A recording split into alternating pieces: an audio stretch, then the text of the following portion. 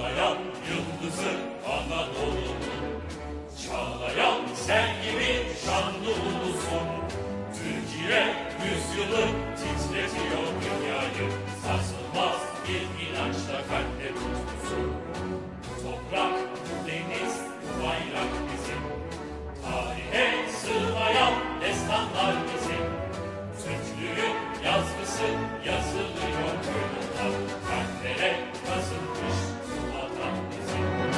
Yüzyıllarca kutlanacak Cumhuriyetimiz, özlem aydınlık mavi göklere uzanacak ellerimiz.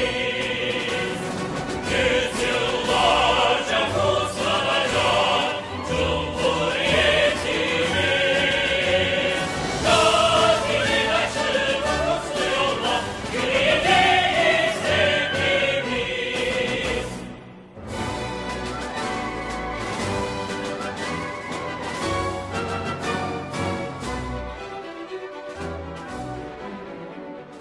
Özgürlük tutkusu ama